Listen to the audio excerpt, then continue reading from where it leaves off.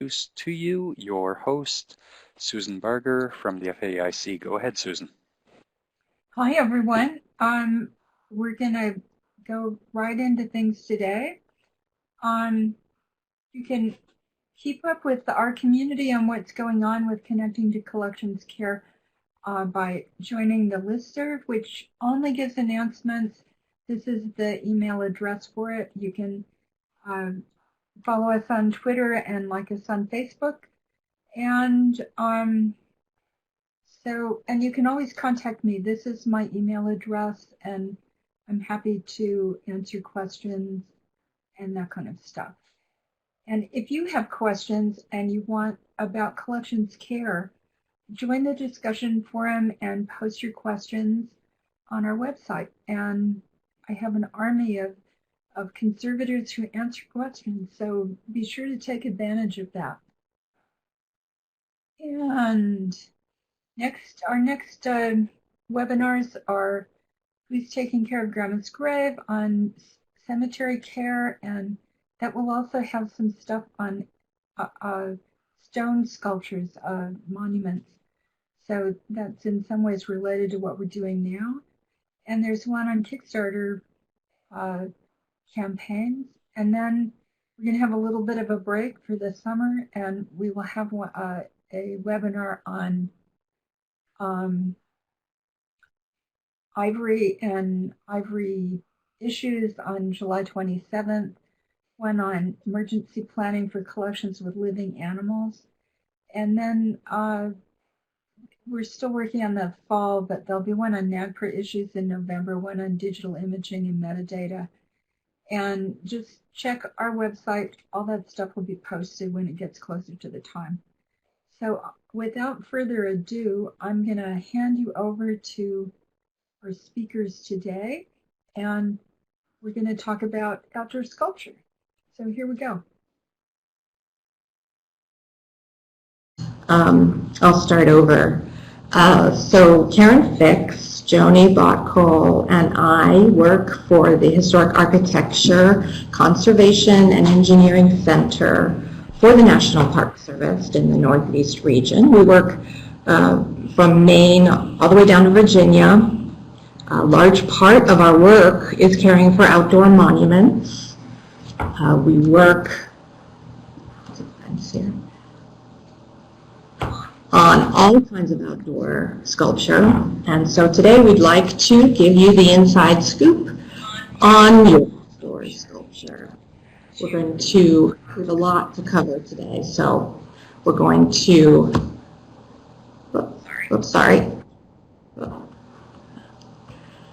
we are going to first identify metals common to outdoor monuments.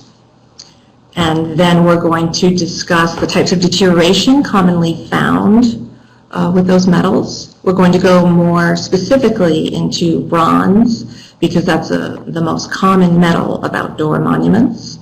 And then cover plaques, which is also very common for outdoor monuments. Then we're going to look at stone, identify types of deterioration, and then discuss stone maintenance. And then finally go over safety and documentation, which is something that we spend a lot of time on. And then finally our final thoughts. But first, let's find out a little bit about you guys. We have some poll questions. Joni?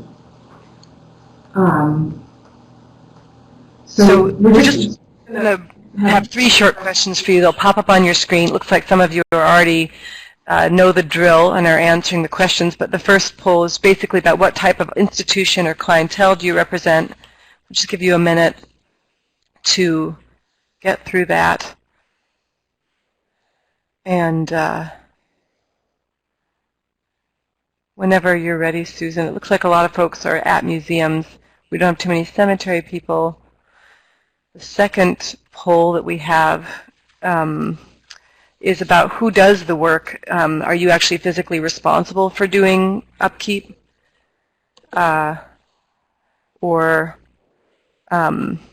somebody else? Are you sort of in charge of overseeing somebody else who does that work? So a lot of folks are, the bulk of you are actually overseeing contractors who do it, which is interesting. So this is good. What we've kind of designed this talk to do is to help folks who do work with contractors have a better sense of the language they need to be using in these discussions, and also identify red flags, people who are suggesting doing something with a collection that doesn't sound quite right. And then also, of course, people who do the work themselves may be exposed to some new ideas, things they haven't tried before through this talk. So the third question that we have for all of you in getting to know you is, what are your monuments made of? You may or may not know this, but if you do, we're curious. Okay, bronze. Well, and stone. Yeah, that's really what we expected. And so actually, this whole talk is really heavily centered towards bronze, and with a smaller section, sort of mentioning zinc and iron and some of those other things that some of you have in your collections, and then also with a whole other larger section on stone. So it's perfect. We got it right. So we're going to move on now, and Karen's going to start talking about some of the metals that you may have in your collections and how you might recognize them or what's special about them. Thanks. Hi, everybody. So we're going to do a quick little quiz, since that's what we're doing. See which metal you think each of these are. Just do it in your head. There's no physical poll for this. And here are the answers. So we're not going to really talk about stainless steel, because there's very few monuments that are made from that, except for more modern ones, which we're assuming is not the focus for you, for our audience. But we will talk about zinc first. These are primarily found in cemeteries. They're kind of hard to identify, but the best way to describe them is that they have kind of a blue-gray color, and the surface is smooth. And they are a very brittle metal. It's a crystalline metal. And so if you were to draw a line down along the side of the monument there, you'll see that the soldier is kind of leaning backwards. He's taking a break. And when we took that soldier off the monument, you can see there's a large crack underneath his feet, because zinc is so brittle it can't even support its own weight. And so it started to crush downward. And another thing that sometimes people do, that people sometimes do for zinc in order to give it some support is pour concrete in the middle of it. You see that down on the bottom right. But this is not a good idea, because it just causes more problems. So don't do that. Cast iron is another one. You're going to see a lot of cannons made out of cast iron, or sometimes plaques. You find them in battlefield parks, in cemeteries, military monuments, things like that. And cast iron rust, and so you need to coat it continually. The upper right picture, the white, little bit of white that you see sort of in the center of that, that's the primer, which is obviously no longer protecting the metal. And the paint is the black. The cast iron has begun to rust in the center there. And so you would apply an appropriate primer, there are a number of them out there, and then paint it. And there are other ways to coat cast iron, but this is the way that we typically do. So bronze, as was said, this is the majority of your monuments, so we're going to spend a little more time on that than maybe you want. But quickly, I want to go over a few of the things on how they're made, because that will become important later when you learn to identify deterioration in bronze. So bronze is an alloy. It's a mix of different metals, and at the top of the screen you'll see a typical recipe for a historic bronze that's not set in stone. They can differ depending on the foundry, and that's usually a foundry secret. And these are melted together at a very high temperature and poured into a mold, which is what you see in the upper right. Just below that, the figure that's brown with sort of a white halo around it, that's an example of a mold. It's a cutaway of a mold so that you can see what's happening on the side of it. There's a very thin red line between the white halo and the figure. In order to make this bronze, the mold is turned upside down, and the molten metal is poured in, and it goes into that area where the red line is. Those things that you see sticking out of the sculpture, those are called chaplets. They're made from iron, and that's a way to keep the core figure from moving around within the mold. And that core figure is made out of sometimes a gypsum plaster or clay or sand. It's really a way to keep the form of the figure in position and to be able to withstand the heat. So most larger bronzes and those that have a complicated form have to be cast in sections. They can't do it in one single unit. So in the upper left, you see some examples of how that's done in this drawing. These are called Roman joins. And on the right and on the lower left, those are images of a statue of Abraham Lincoln on a horse. And you see on the right, his horse's head has not been attached yet. And the foundry worker is cleaning off some excess metal. And on the lower left, his arm with his hat is laying there on the ground, as well as his boot. So those will all be put back together. And here's a real-life example of Roman joins. Where those red arrows are, those are each Roman join. This sculpture itself is about 40 feet tall, so obviously it had to be done in pieces. And the image on the upper right, that's square on his forehead, that's an area where they may have opened up in order to clean out some of that core material, because the foundry is supposed to remove that when they finish the sculpture. Sometimes that doesn't happen, and especially the form of his hair is very tight and small, and so they have to sort of dig in there to get that all out, and sometimes they're not able to. So then they dig these little, or open up these little patches in order to do that. So now we're going to go over some of the things that can happen to bronzes. This is not all inclusive. This is just a few of the things that happen quite often. Inherent vice. This is what is referring. In this we're referring to things that are inherent to the process that can actually be detrimental to the process. So on the left, this is a relief, bronze relief that wraps around a granite obelisk.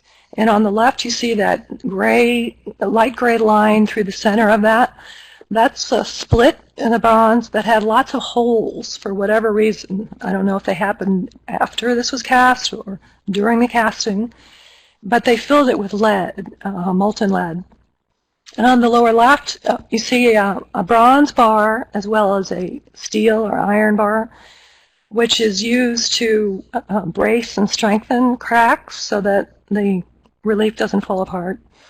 So these are not appropriate methods, and they mask poor foundry work.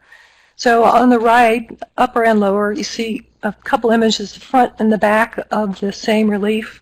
While we were in the middle of repairing it, we melted out all the lead and instead used a bronze epoxy. It's a regular epoxy, but it has bronze metal in it, so it's a like metal. And we use stainless steel bars to brace it. And I just want to point out the words carbon steel, mild steel, steel, iron, these are all words that are used interchangeably, and they don't necessarily mean the same thing, but they are indicative of the carbon content of that particular metal. But stainless steel is different in that it has about 10% chromium in it, and that helps helps prevent it from rusting, where the others will rust. So if you hear me use iron or steel, that's one thing. Stainless steel is something else. Okay, now remember the core material that was in the mold? Sometimes when they don't get that out, in this particular case it's in the figure's feet, the water will get into the bronze and that core material will expand and put pressure on the bronze, and you can see in the top three images the bronze has started to split from the pressure. So in the lower two images, we drilled weep holes in there and flushed out the core material with a hose, just some water to try and pull that out.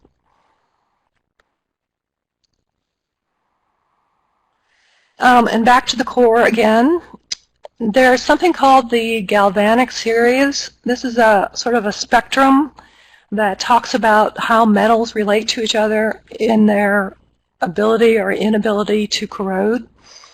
Those that are on the top of the list are referred to as being most noble, meaning they don't rust, they don't corrode, or they do very little. The bottom metals, like zinc and aluminum down there, those are least noble, and they corrode fairly easily. Now, when two metals are near each other on that list, the one that's at the bottom of the list will corrode first. So if you look at this right here, bronze is mostly copper, and so it's in the middle of the list. And those chaplets that you saw in the core, those are iron. And they're supposed to have been removed by the foundry, but sometimes they don't because they're very small and they get missed. And those are iron, so that's at the bottom of the list, so they're going to corrode. And they will leave rust all over your figure, which is where all these circles are. Those are areas where chaplets were not removed. Another example of the Galvanic series where there's metal-to-metal corrosion. This sculpture was made from a steel or iron armature, and the bronze sheet was wrapped directly against it and around it and then welded shut. So over time, as water gets in through small spaces, the iron armature began to rust. And the evidence of that was first, on the bottom right, you see bits of rust that have fallen down through the center of the sculpture, which is hollow, and then sort of pooled on the bottom at the base of the sculpture. And in the middle right, you see an example of the iron armature and how rusty it got. And above that, the top right, that's a split in the corner of part of the bronze that was as a result of the iron pushing against it, because iron and steel can rust and expand up to 4 times its volume.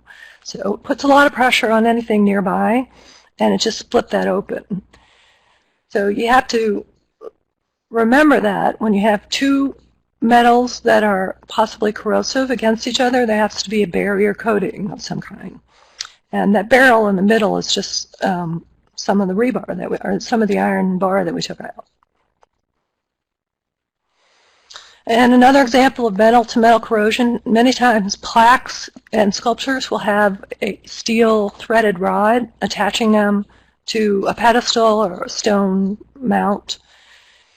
Once you see the two examples on the lower right, those have rusted, and so that plaque is not secure anymore. And above that, the sculpture, the rod that's holding the sculpture to the pedestal, if that's rusted and comes loose, then the sculpture itself can fall over in a strong wind. So those need to be replaced with stainless steel so you don't have rust. So now we're going to talk about vandalism. The biggest part probably for bronzes of vandalism is theft. And when you have projecting forms on your sculptures, such as a sword or a rifle or a bugle, anything like that that's small enough, they can grab it and pull it off. And they take it to a scrapyard and melt it down. You'll never see it again. So if you and your stakeholders decide that you want to replace that, you have to determine definitively what that original looked like. And you see these two images on the bottom right. Those are newspaper clippings from when the sculpture was originally installed. So you get some idea of what that looked like. But you still have to do more research. The images on the left, the small images, those are all newspaper articles and catalogs and things like that. We did research on the subject of the sculpture, General Stedman. Is that who it was? Yes. General Stedman, who he was, where he was in the military, what kind of uniform he wore, things like that. And then once we got to a point where we felt comfortable with the way it would look. We took it to a foundry, and they cast it. We molded it, and they casted it. And then we attached it to the sculpture itself, and the strap was missing, so that's on there as well. And then on the right, you see the finished sculpture after it's been patinated and waxed. So another form of vandalism, which is really common, is graffiti. On graffiti on bronzes, the problem with this is that when you have particularly spray paint, that covers the bronze, and so you have preferential corrosion occurring where there is no paint. So when you do get the paint off, you're going to see a difference in corrosion and in the color. And same thing for the Sharpie marker. The scratching, if you have a thick enough coating on it, it might not be a problem, but that's usually not the case. And scratching is really difficult to disguise. So your best bet is to get rid of graffiti as soon as you see it. And you can power wash this if you want, but not at a very high PSI, because it'll just drive that into the pigment into the metal. So this one is an example of coating failure. There are two coatings typically used on bronzes. The first one is Incralac. This is a clear acrylic coating that was developed, I think, in the 70s. It's very popular. The monument on the left is not actually an outdoor monument. It's a indoor in the lobby of a high school. And, of course, students like to pick at it and scratch it, which you see on the lower left. And to that right, to the center of the slide, you see the Incralac peeling away, and that's what can happen. It's particularly evident on this since the bronze is a smooth surface, and it's indoors so it doesn't weather. But you can see how Incralac can just peel away, and then you no longer have a protective coating. And the sculpture on the right is outdoors, but another thing that can happen to Incralac is water can get underneath it and it starts to blanch.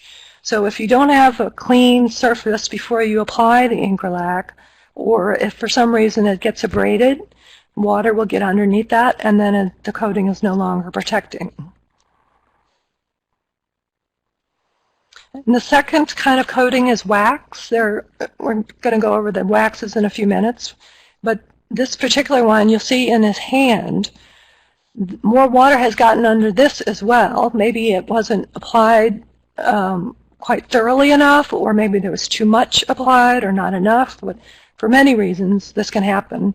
But it's, again, another case where you want to make sure that you have a clean surface before you start coating it, and you want to make sure that you're getting all the interstices of the form, and that you're not putting it on too heavy.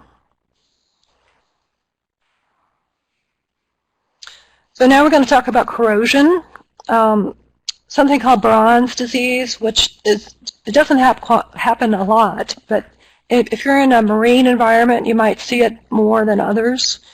It's a problem where salts in the air and the moisture in the air react with the bronze, and they form a hydrochloric acid, and it starts to build up as either a waxy buildup or a powdery green buildup. And on the lower right, you see we were just doing a chemical spot test just to confirm that that's what this was. It was chlorides. And those need to be cleaned off. Another form of corrosion is through animal and human activity. If you live in a cold environment like we do here in the Northeast, there's a lot of de-icing that happens, and because this particular sculpture is right at ground level, it's not on a pedestal, a lot of de-icing salts get thrown nearby the sculpture itself, which is not meant to be. I'm sure they weren't being malicious, but it happens. And also it becomes a target for animals, for dogs to do their business on, and that corrodes the bronze. So if you can get some way to protect that, a barrier somehow around the sculpture, that would help. Otherwise, it just has to be cleaned off quickly and re-waxed, recoated. Another form of corrosion is bird guano. Pigeons love to be in tight little sheltered areas. These two sculptures on the bottom are hanging off of a building wall, and they have rods that attach them to the wall that are only about 6 inches, so it's a nice tight little space. And once they start nesting back there, they're going to continue nesting, and their guano and urine falls down the sculpture and stains it and corrodes it. These are ammonium salts, and it's very corrosive to bronze.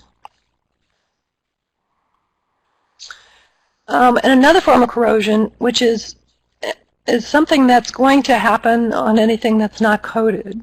In stage 1 on this image, the foundry applies a patina, which is a color that the artist has determined it should be, right? And then once this goes out into the outdoors, if there's no coating on it, it's going to begin to corrode. And the first stage, stage 2 actually, is a sort of a thin reddish-brown layer called cuprite, or copper oxide. And then the third stage is when you start seeing black in those areas that are sort of sheltered, like the base underneath his body or below his eyebrows or under his chin on his neck. They don't get as much rain. And so the corrosion that occurs between the rain and sulfur dioxide in the air and atmospheric pollutants, all that sort of builds up and forms this black coating. And then the final stage is copper sulfate. This is the bright green that you see on outdoor bronzes, and this is not intentional. That's not what the artist intended. Well, some may have intended for it to corrode, but for the most part, they wanted to be stage 1. Stage 4 is when it's corroded, and that is soluble. And so when you see green, realize that that is all going to run off with the rain, and you're losing metal. And I wanted to distinguish between the green you see on a bronze sculpture and the green you see on copper roofs. Copper roofs are strictly copper. It's not an alloy. And so the coating that you see on them is actually a protective coating because there are no other metals from that galvanic series to corrode with. It's just copper. And so those are protective, but bronzes are not. And here's a real-life example of that, 1999, the one on the left. These are grave markers. The picture's kind of at a weird angle. But 1999, it's just beginning. You see sort of a reddish-brown cuprite. And then in the middle is 1946. The raised letters are beginning to hit the copper sulfate stage, but the rest, the body of the grave marker, is still sort of cuprite. And in the 1920 grave marker, it's completely copper sulfate. And you can see on the soldier sculpture where that is. The copper sulfate is the green, and the copper sulfide is the black. And that's all streaky there, and that's not appropriate. That's not what we want. So now Joni is going to talk to you about the maintenance and treatment of bronzes. Okay, this is a pretty long section. I'm going to do a section of it, and Margaret's going to do part. I'm going to talk just briefly about repatination and also about different approaches to cleaning.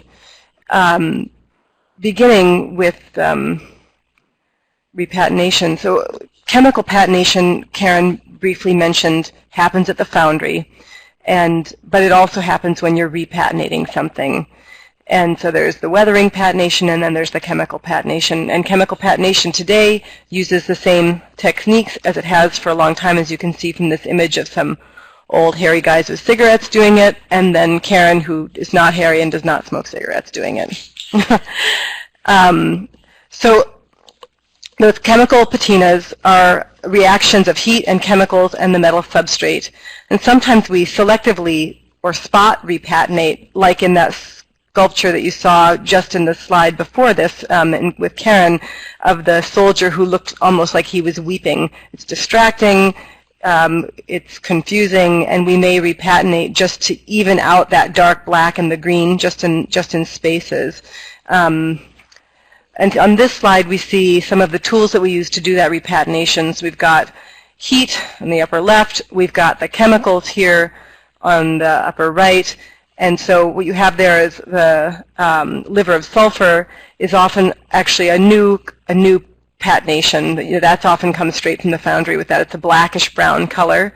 The potassium permanganate gives you a cool brown. The ferric nitrate gives you a warm brown result, and the cupric nitrate gives you a green that looks a little bit like that copper sulfate we keep coming back to. And then along the bottom of the slide, these are examples of possible finishes available from this is just a slide grabbed from a patination chemical catalog. But these four at the top are the four most common patination colors and chemicals folks use. This is an example of a full repatination that was deemed necessary by the stakeholders because of the uneven age patina all over the sculpture. It had become distracting and disfiguring, and it was decided to repatinate. And so on the right, you see the repatination in progress there. There's that streaky green and black, and then the brown is the repatination before it's been coated and buffed. The upper left is the totally completed project, and at the bottom there's a slide there which is just the haunches of the horse. And if you look at it closely, and you can tell on your monitor, there's sort of a greenish tone that's still there, and that's just to illustrate that this takes a deft hand. You really want to avoid what we call the chocolate bunny, which is a totally evenly colored, flat with no modeling, no depth finish, and then just coating it up with a bunch of really shiny coating at the end. That's not the result that anyone wants. And so if you do have to repatinate something, you need to have somebody doing it who's really skilled and sensitive to the surface. Moving on to cleaning, the things that you need to clean bronzes are a water source. We use this anionic pH-neutral detergent called Orvis.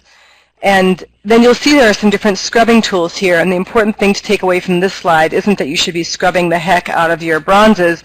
It's that this is actually bronze wool and a brass brush. Those are going to be softer than the bronze surface. You would never want to use steel wool or steel brushes. They're too hard.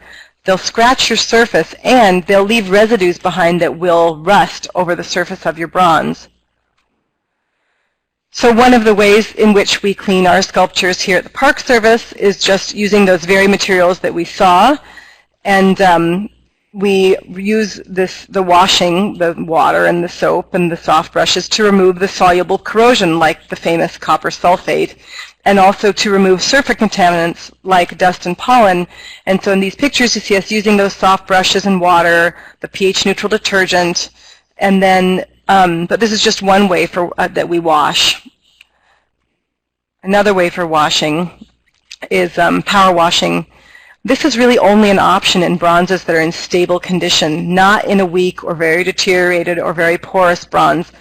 The force of the water could do damage to a weakened bronze. However, if you've got a good strong bronze and it's hard to reach, or it's really sticky with pollen, it's hard to get clean, this is a great solution for that. You still need to use caution. You need to use the right PSI. You need to be the right distance from the material. But power washing is a great solution in a lot of cases.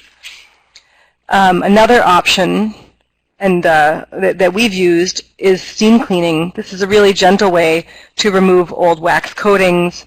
It actually melts them off. You can see on the right-hand slide there, the wax is turning white and literally just dripping off of the sculpture. And it's a way to get, again, the pollen and the dust off, along with that old coating that may be tenacious and otherwise may have been removed with solvents, which would have required wearing personal protective equipment, a face mask, a respirator. It would have required putting a lot of solvents into the atmosphere and environment, and the steam just eliminates all of that gross stuff. Another solvent-free way to remove old coatings is laser cleaning. Lasers can remove old coatings and corrosion layers, but they require safety precautions listed here on the slide. They also require training, and they take time. It's a slow process, but again, there are no solvents involved. You can hire a laser cleaning expert. There are companies that specialize in monument cleaning with lasers, or you can collaborate with an institution who's willing to train and loan you a laser, like we did in Concord, Massachusetts, here at the Minuteman site with the Isabella Gardner Museum's conservators. And the third, rather not the third, but the last cleaning technique that we're going to address is something that's becoming pretty popular right now. It's CO2 blasting. It uses teeny tiny dry ice particles as an abrasive, and it's gaining popularity because it's solvent-free, and you can remove old coatings, even old coatings as tenacious as old acrylic. It's relatively time and cost efficient. It's very gentle. The Getty Institute has done extensive research and testing on this. They've actually bought all the equipment required and are using it on their collections regularly, but it's also easy to rent all the equipment that you need and get it from outside suppliers, which is what we did in this instance where we were cleaning the very large-scale acrylic sculptures up at St. Gaudens National Historic Site in New Hampshire. Now, I'm going to flip the slide here, and Margaret's going to talk a little bit about what we do after we've got the bronzes nice and clean.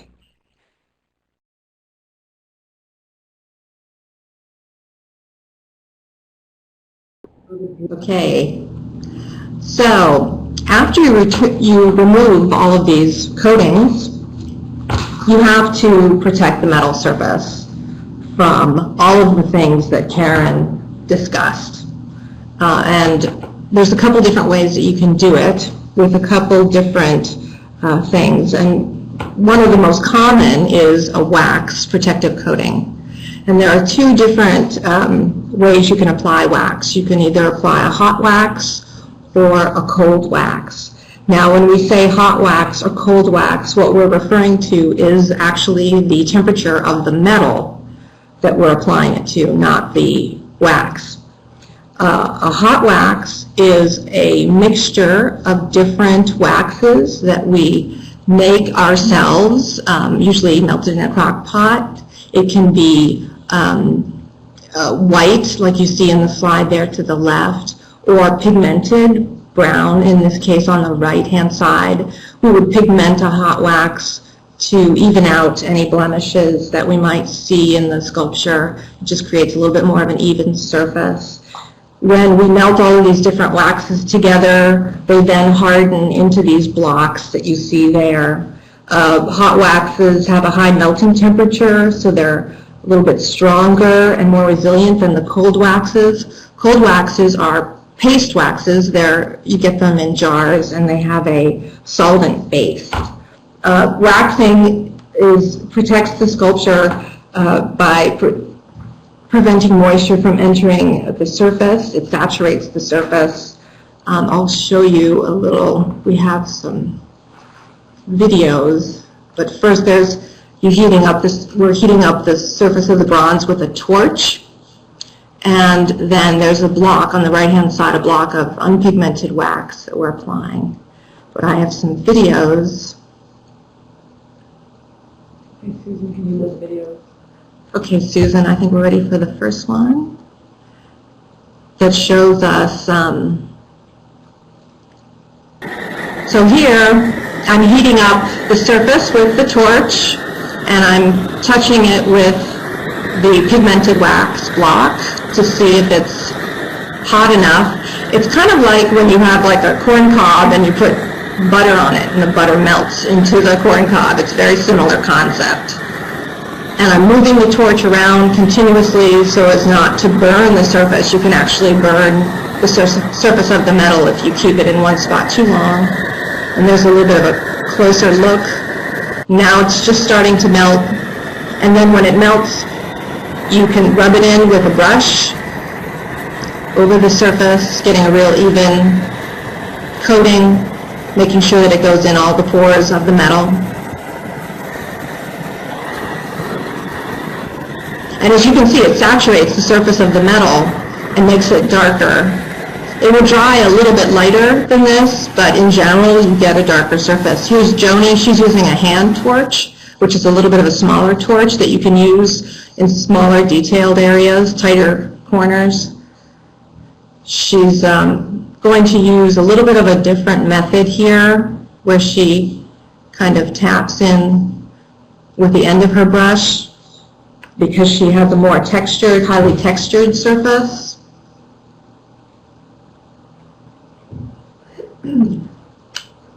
And there she goes. There, she's really rubbing it in there. And that will protect the surface. And after this is applied, you would apply a cold paste wax as a sacrificial layer that you would apply yearly to protect this hot wax surface. This hot wax surface you would use, it depends upon what kind of environment you have. You might have, if it's in an urban environment, you might have to do it every 3 to 5 years. It depends. You'd have to see how that goes, you'd have to inspect your surface. This is applying a hot wax that has been mixed with solvents, but to relief bronzes that are on stone. This is an example of where you would not want to heat up the bronze. You would want to apply the wax cold, because if you were to heat up the relief, you may crack the surface of the stone, so you wouldn't want to apply any heat to this. This is an example of Increlac, which is an acrylic coating. This is applied using a brush and then a spray. You have to wear a respirator while doing this because it has solvents in it.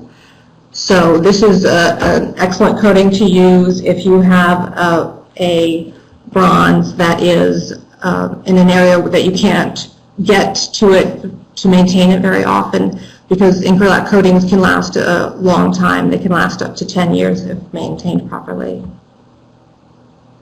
And then here's an example of a paste wax in a jar, as I mentioned.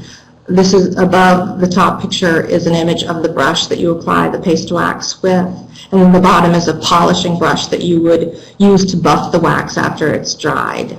We can also apply dry pigments to a paste wax to do some extra cosmetic work to a bronze at the end of a treatment.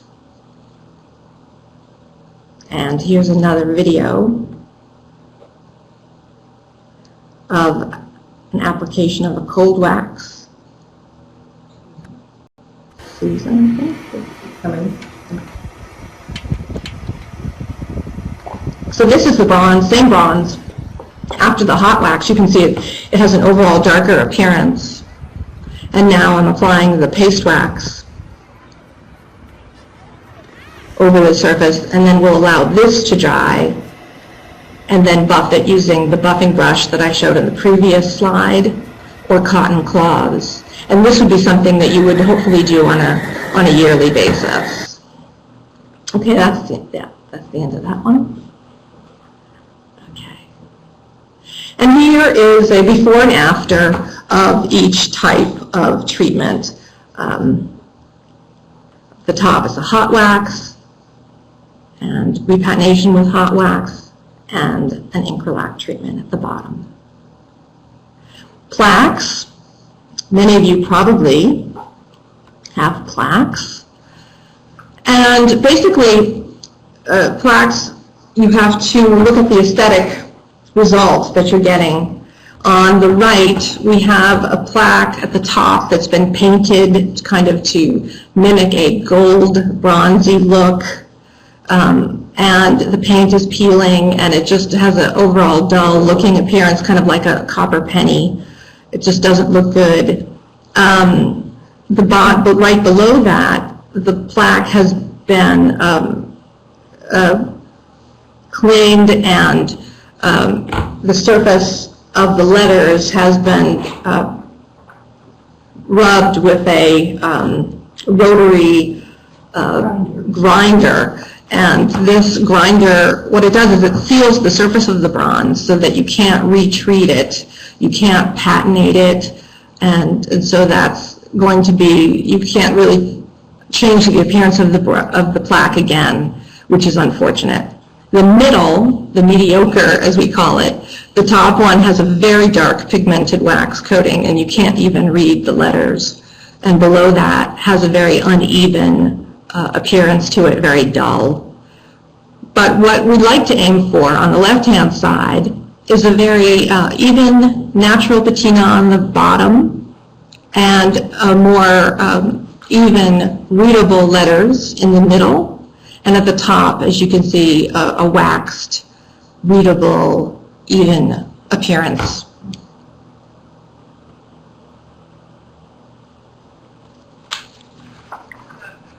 And now Karen is going to discuss stone.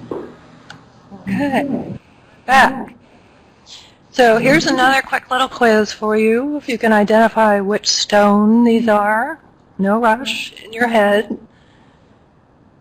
And there's the answer. We're including concrete as part of this, just because there's not really a separate category for that. And just keep in mind that there are many, many different ways, different types of stone, even within that singular type, like granite. You know, you have red granite, gray granite, white granite, all kinds of stuff. So now we're going to talk about deterioration of stone. We're back to inherent vice. This is a sculpture that has a concrete core within the granite pedestal. That they do that a lot so that you don't have to use stone through the whole pedestal. And the Portland cement that's in the concrete, that's a part of it, will react with water that comes in through maybe open mortar joints, or maybe the seam between the bronze and the pedestal is open. Excuse me. And so that Portland cement reacts with the water and starts to seep out through those open mortar joints. And initially it's soluble, but eventually it reacts with carbon dioxide and becomes very hard and difficult to remove.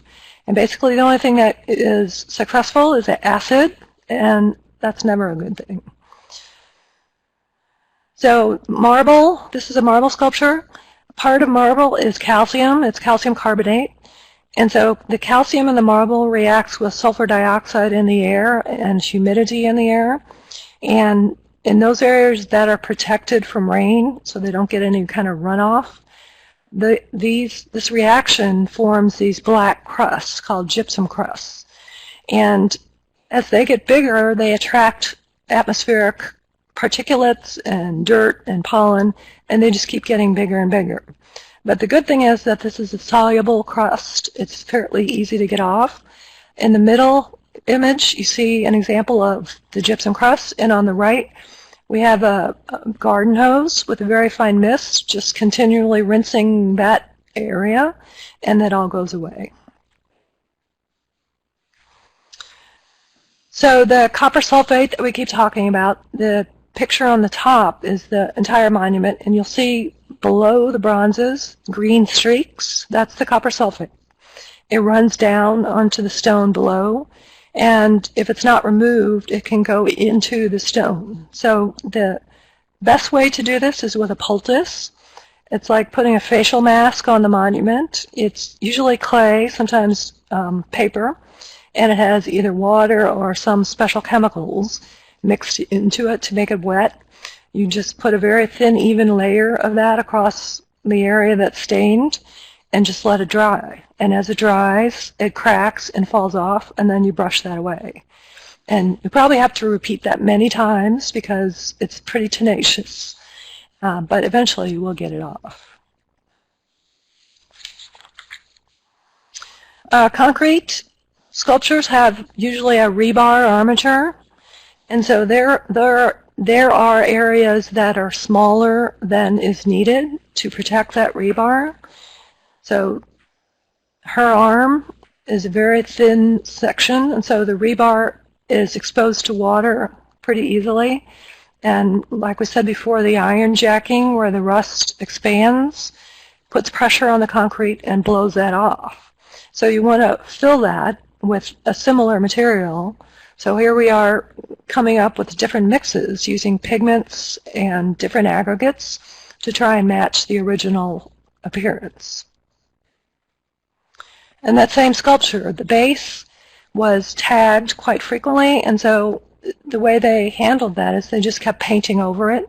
And so you have, 20, 30 layers of paint that just keep building up. And whatever water gets in from above then is trapped within the concrete base.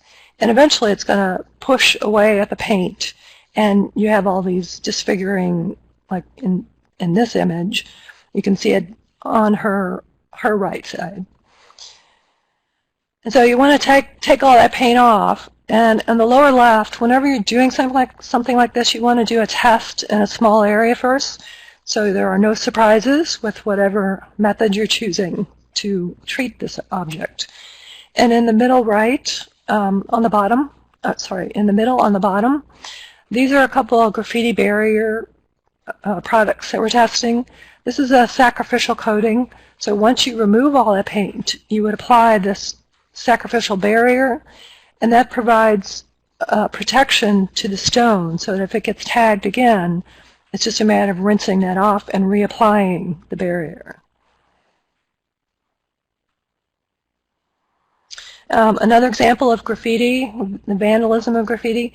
When you see graffiti on stone, you don't want to power wash it because that drives the pigment into the pores of the stone and you never get them out.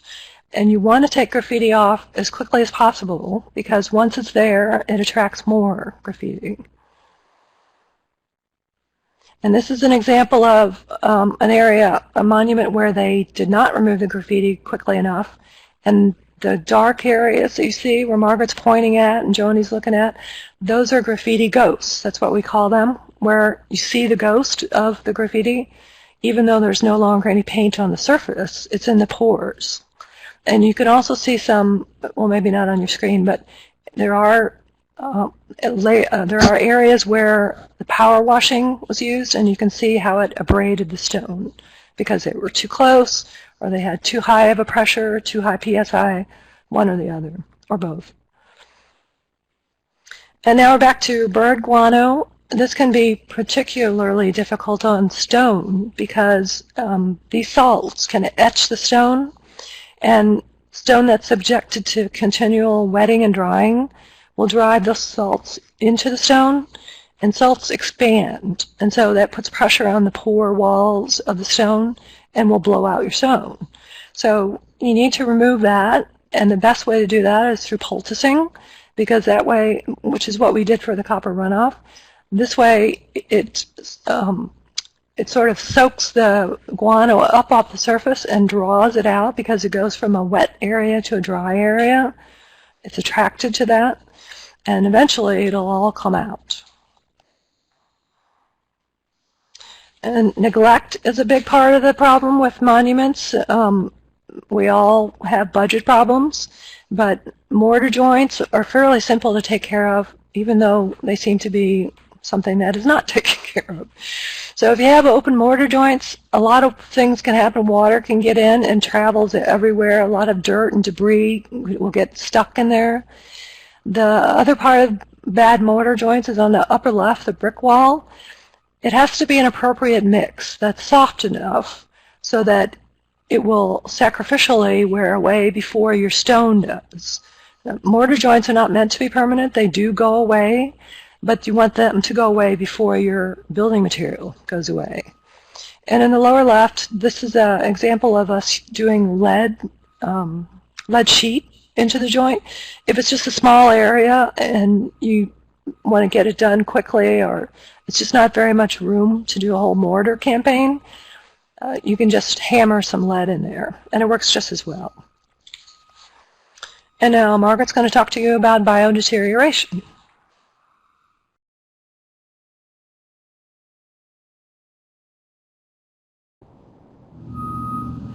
Okay, so here I am applying a biocide to the top surface of a stone monument. As you can see, there's a lot of biological growth, lichen, fungi, algae, usually to the top planes, to stone monuments, very common. What we do in this case is we apply an appropriate biocide, and we then use mechanical removal, scrub brushes, bamboo skewers, those types of things, to remove it. And one of the reasons that it's important to remove biological matter from stone is because it has a couple things that it's doing to the surface. One is it's chemically hurting the stone because it has acids that are going into the stone and removing minerals within the stone. And two, it's also creating almost a mat on the surface that's attracting moisture and pollution from the air that it keeps on the surface of the stone. So it keeps the surface moist, which isn't good. And here is a outdoor fountain made of limestone that has a couple condition problems due to heavy biological growth. The surface has heavy growth and is staining and spalling due to that. So I had to clean it, and then on the right-hand side, I'm applying a consolidant after cleaning, which readheres or bounds the stone grains together again. And stone maintenance, here's a better picture of me cleaning that stone. I'm using a stain cleaner. That's one way that you can clean biological growth off of stone. It's a very effective way. We use water, we use brushes, as you can see in the lower slides, and different soaps. Volpex, Orvis, or to name a few soaps that we use. And on the top right, there's an example of something that you can do to minimize some of this biological growth on your monuments, and that's just simple weeding and removal of vegetation around the base of the monument. That's really important to keep things off of your monuments. And now we're going to talk briefly about safety. Okay, Karen again.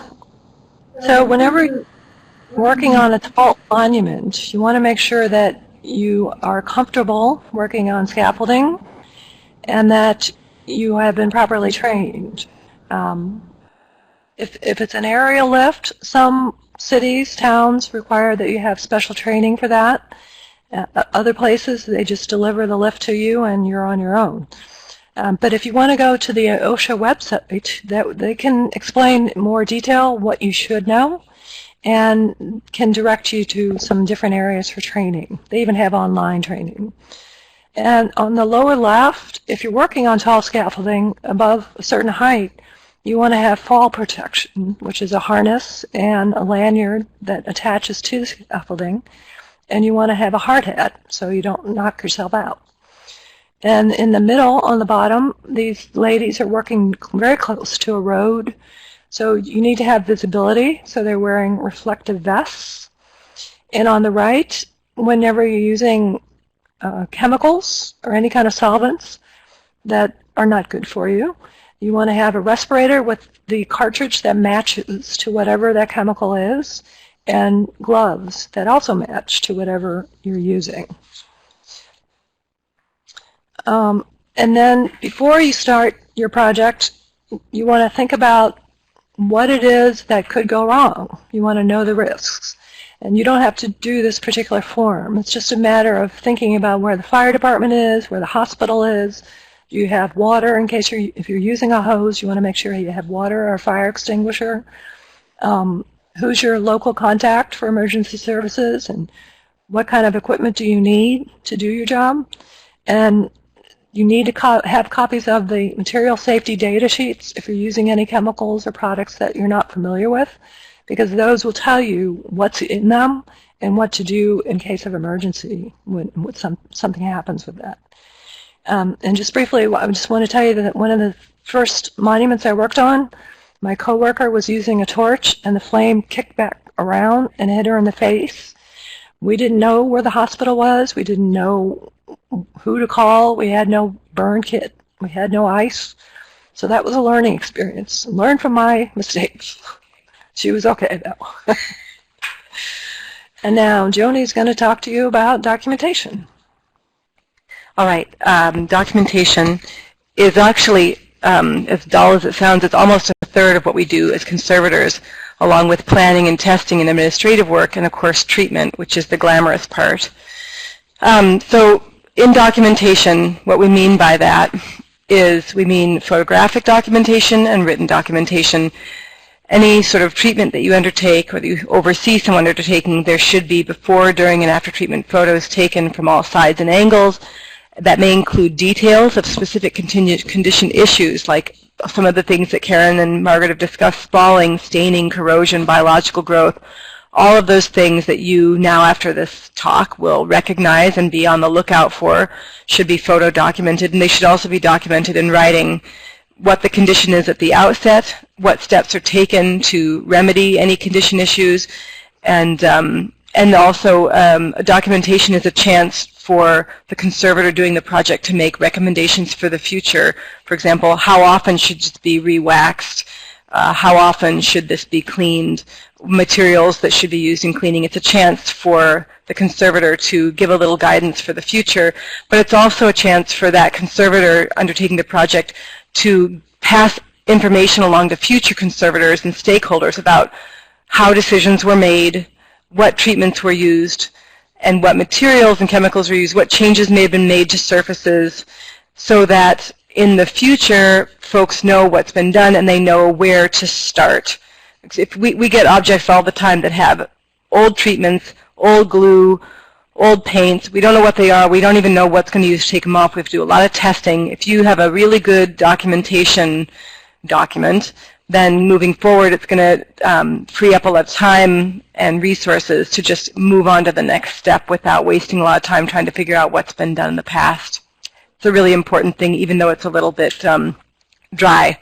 And then final thoughts. Margaret's going to share a few final thoughts with you, and then we're going to get to those questions that you've been asking. We have answers for quite a few of them, and others we may need to research a little further and get back to you. Here's Margaret.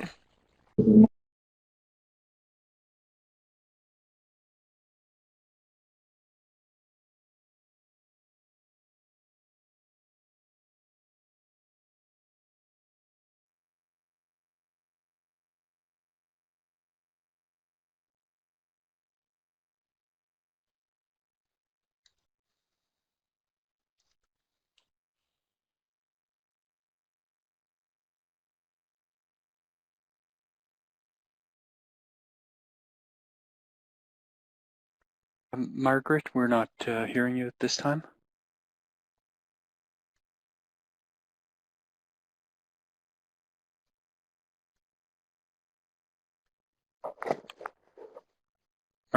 Margaret? Okay. Sorry, everybody. Margaret is, we're aware that Margaret's audio is off, and we're working on getting it resolved. Please stand by.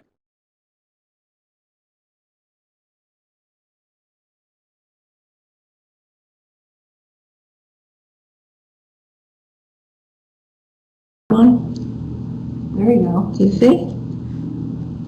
Should we just, do you hear me? Yes, that's good. I hear you now. Am I still there?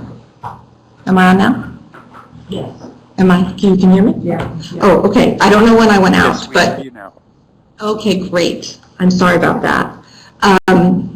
Basically, I'll keep this brief. To maintain your sculpture, because if you maintain it on a regular basis, then you will keep your cost of treatment down eventually, because you won't have the large big treatments that you will have to do to keep your sculptures looking good. This also helps with this kind of broken windows syndrome. It prevents your sculpture from looking bad, therefore graffiti and things like that will be less likely to occur to your monument. Keep it looking better.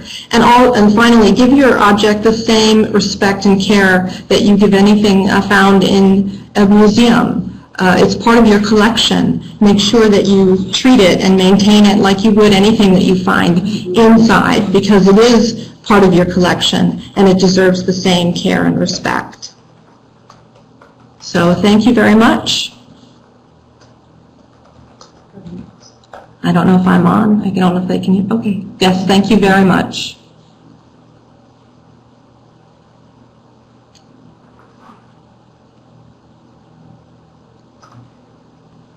I'm sorry, answering some of these questions, maybe starting from the more going backwards.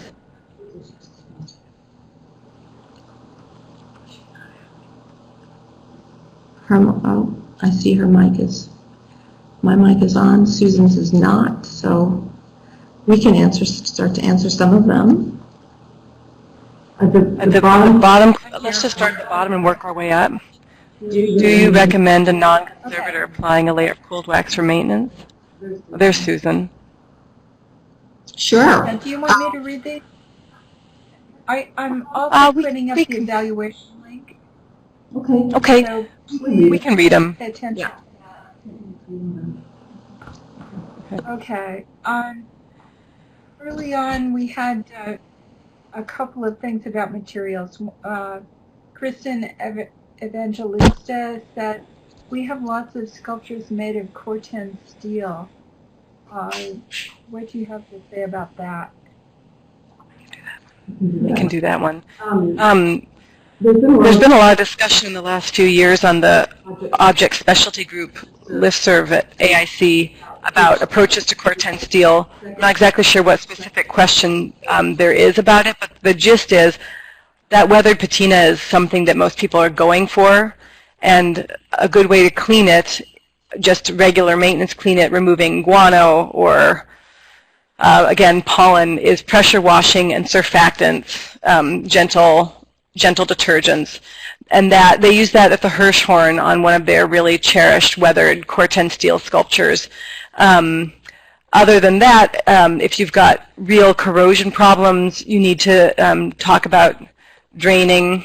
I know that at the Nelson Atkins Museum, they are using cathodic protective systems to prevent corrosion to bases that are in contact with moist ground. This is something that really does not get coated generally because that weathered patina is sort of the point of Corten steel and what the artist is usually going for. So that's my response to Corten steel. Okay.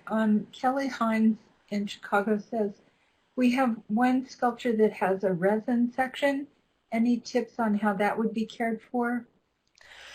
It would really depend on what the resin is. Is it a resinous epoxy? Is it, that could be a lot of different things, but the gist of it is this: you wouldn't be treating it necessarily the same way that you would if the rest of the sculpture was bronze or stone. You would be treating it differently. You wouldn't want to apply heat to a resin.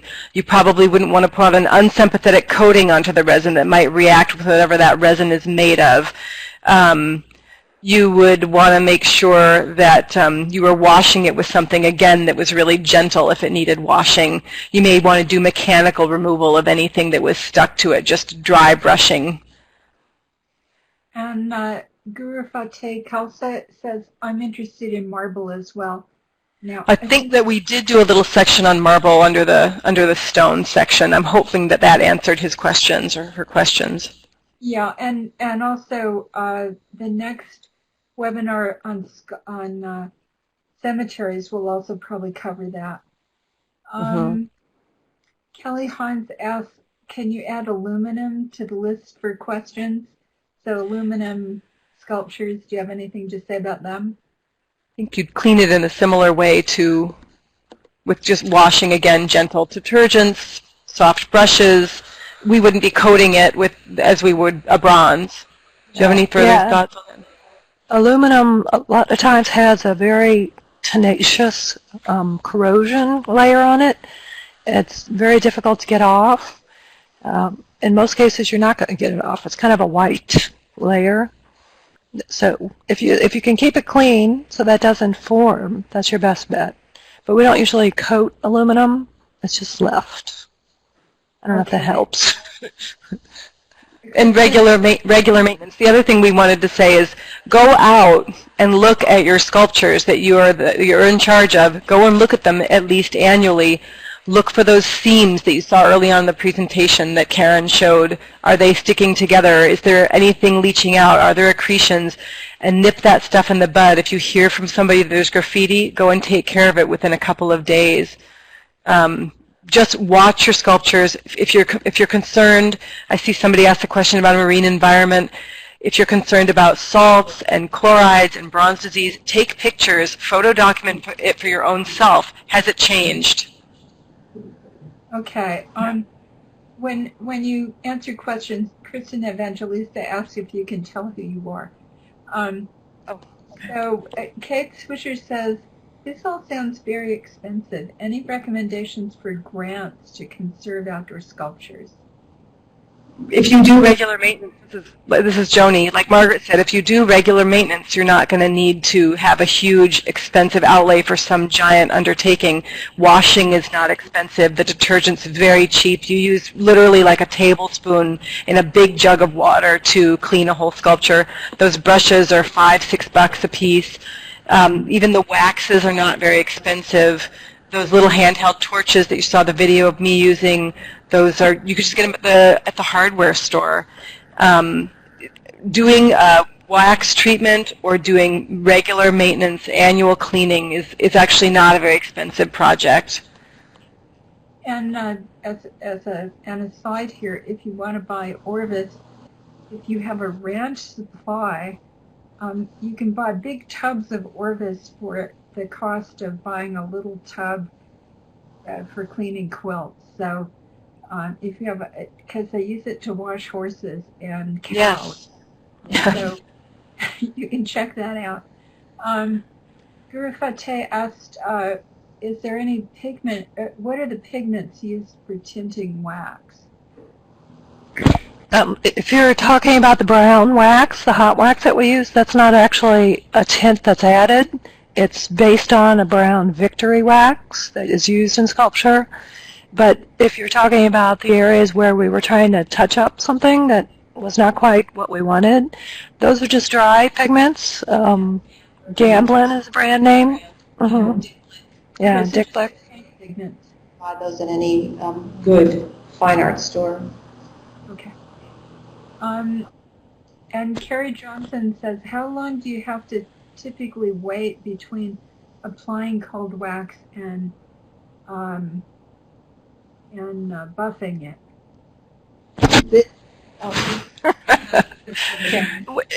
If it's in an area where it's very hot, if you're like in Arizona and you're doing this, you're going to wait 24 hours at least. If you're up here in the Northeast, it can be an hour. If you touch it and it still feels tacky, then it's not dry. You need to wait. Yeah. Okay. A cool wind. Yeah, a cool wind will help you get there faster. Yeah. It's basically all of the solvent has to evaporate out before you start buffing. Okay.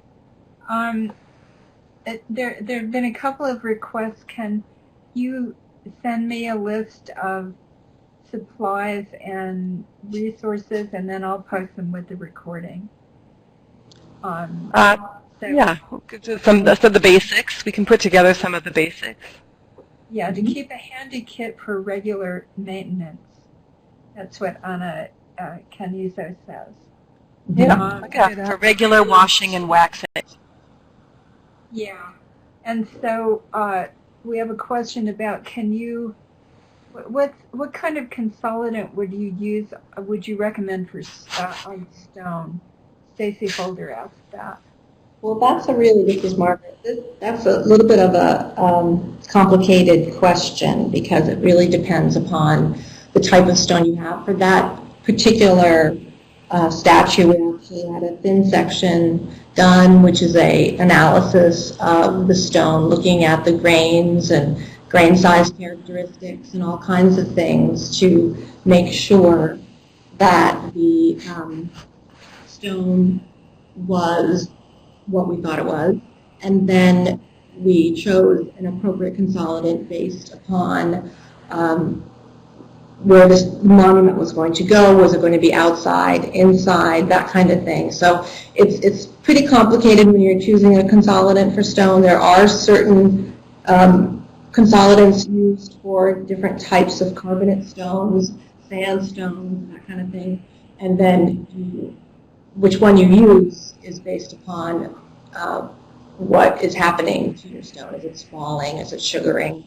These are different characteristics. That might be a conservator question. Yeah, that's when you hire a conservator and you trust their guidance. Yeah. So Kristen Evangelista asked, can you repeat the names of soaps and biocides? But we can put that in the list. Yeah. We can just show Sulfate, Orbis, and two of the soap, and the biocide we usually use is D2 architectural blast. We'll put that in the list. Yeah. Flavia Perugini asked, what brand of steam cleaner do you use? We have a big one for big jobs called a Robbie. We have a little one for smaller jobs, which is a dental steamer from the UK called a Deroter. Deroter. And we can put that in the list too. Yeah. And Sherry Zambrano says, would painted stone use the same type of cleaning? Painted stone. No. Shout out to. No, it would never be. It depends on what kind of paint it is and what condition it's in. But you definitely, like, if you were going to take stone and take scrub brushes to it, you probably wouldn't want to do that to a painted surface, especially if it was fragile. You may need to consolidate the paint before you could even undertake a cleaning. That would be another conservator. It would be a case-by-case basis. But no, I would say it would be very unlikely that you would approach a painted stone in the same way that you would approach any kind of regular stone, whether it's sandstone, marble, limestone. And do you recommend a non-conservator applying a layer of cold wax for maintenance? Well-trained, yeah, after going through training. Yeah, I think a conservator can do it once and show you how to do it, and then you can maintain your own sculpture. I think that is perfectly fine. And we do that. We, as the conservation team, go to parks in the Northeast region, and we've held a lot of trainings within the region where the museum technical assistants and other stakeholders who are out there on the grounds keeping track of things attend the training, and then they do the 3 years. Every year they do a cold wax, and every 3 years we show up and we do the hot wax, and then they maintain it in between. That's a common approach, and it saves everybody a little time and money. Okay. I want to remind people about the evaluation, and which is up in the upper left-hand corner. And let's see. Kathy Hall asks, can you use household dishwash soap? Well, maybe. If you can get a copy of the safety data sheet and see what's in it, and maybe compare that to some of the soaps we've talked about, because a lot of times they'll have additives and perfumes and things. You just don't want to do that. Dyes. And dyes, yeah. So the stuff that we're recommending is not very expensive. I mean, it's probably more than dishwashing soap, but it's not that much, really. Yeah. It'll last a long time. To rinse them well. They will leave a residue, and they get very sudsy because people like sudsy soap, especially for dishes. So if you use a household detergent, you're going to get lots of suds. It's going to be difficult to rinse them properly, and that might cause problems when you're trying to apply a coating. And finally, Ashley Kowalski asks, if a bronze has corrosion from guano, is it okay to clean and apply wax over the area to prevent additional damage until funds are available for future maintenance? If there's nothing else you can do, cold wax, right?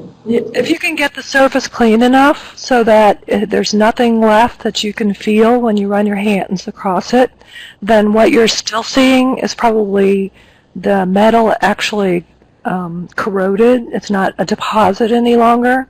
And so if you can clean it to that point and then coat it, if you use the hot wax like we were talking about, that will actually disguise some of that streaking, and so you're good to go there. But the cold wax is also, if that's what we always say is if all you can afford to do time and money-wise is cold wax, just cold wax. So that would be, if that's the best that you can manage, that is way better than nothing, way, way better than nothing. And the cold wax will actually saturate the area a little bit too and disguise any etching or blanching that's happened to the surface temporarily. Yeah, that's a great idea as an interim solution. And I think that's all the questions. So this was great. Thank you. And I will collect the the list of supplies and materials and tools. I'll also copy the YouTube addresses that Mike posted earlier, and the recording and the handout and the PowerPoint slides, and I'll do that in the next couple of days. And I hope I'll see a lot of you for the cemetery webinar in a couple of weeks. And then also the Kickstarter one. If you have a big project, you might try that. So thanks very much. Thanks, Susan, and thanks to everyone who tuned in. And thanks, Mike. Thanks, Mike. Yeah. Thanks, Susan. Thanks, everyone.